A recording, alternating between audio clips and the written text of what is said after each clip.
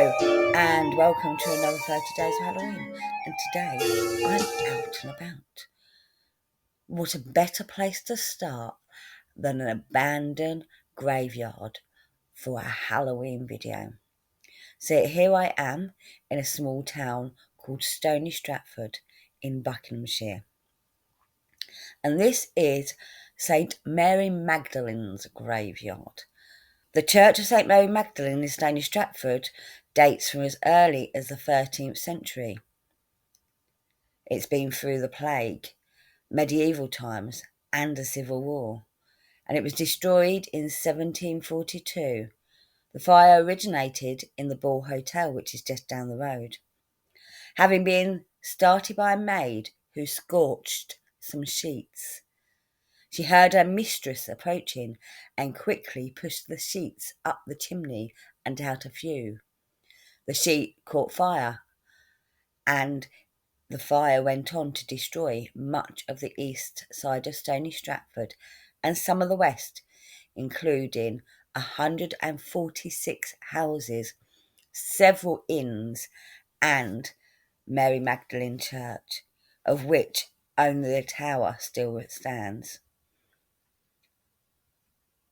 But I'm not here for this. Stony Stratford has a great community, and every year they put on a pumpkin hunt.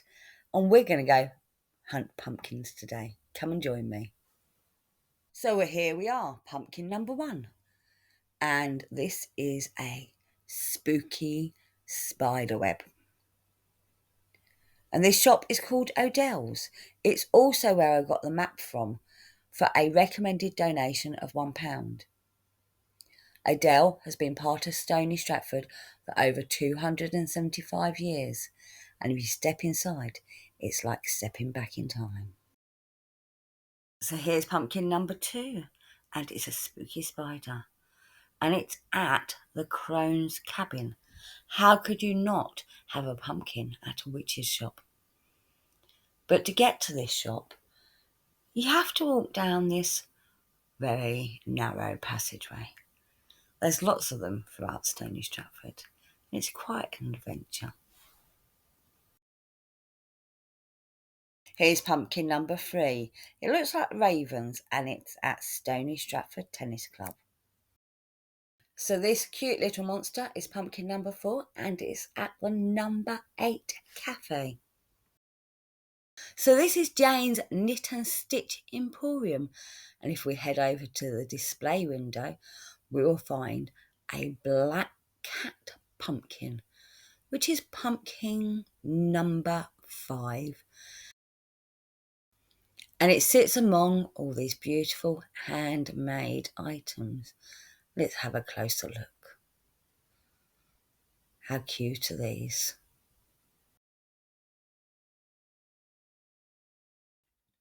Up a tree, in one of the small little pocket parks, hidden in the back alleyways of Stony Stratford, is a witch. This is pumpkin number 6.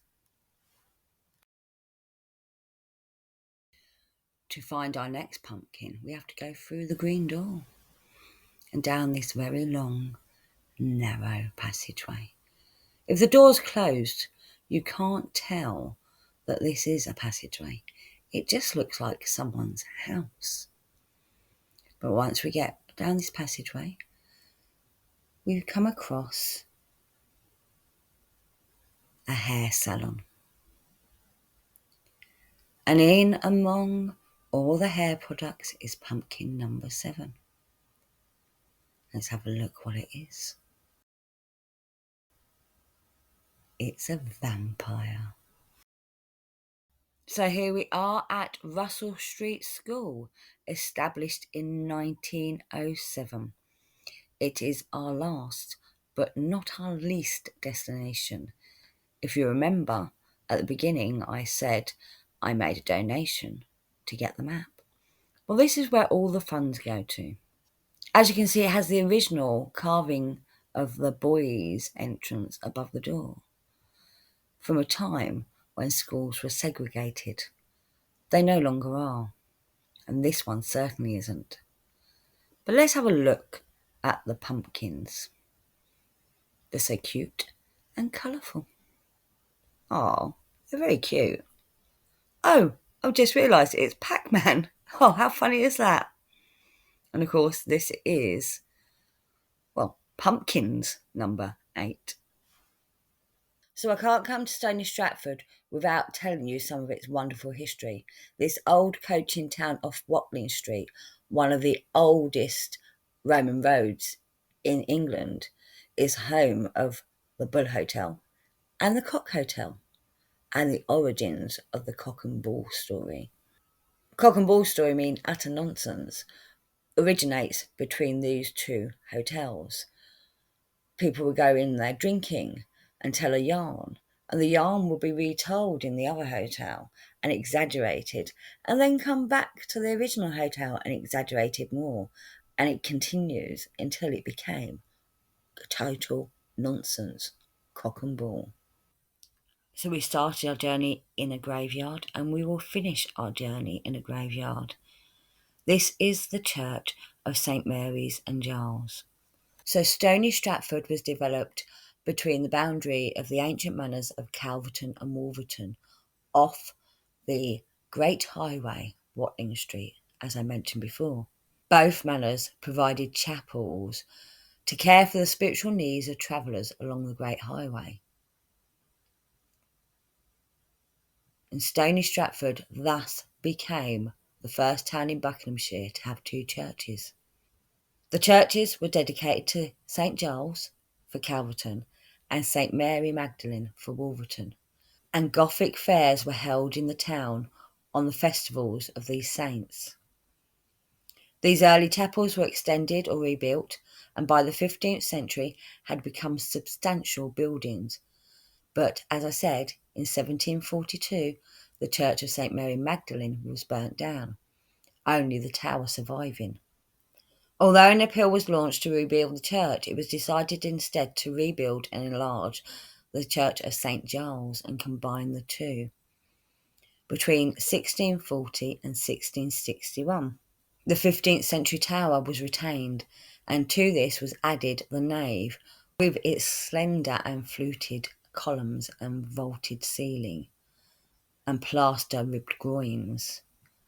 The building was completed in 1777, and though it was built in the Georgian period, the architectural style is known as Strawberry Hill Gothic, and it marks the beginnings of the Gothic revival.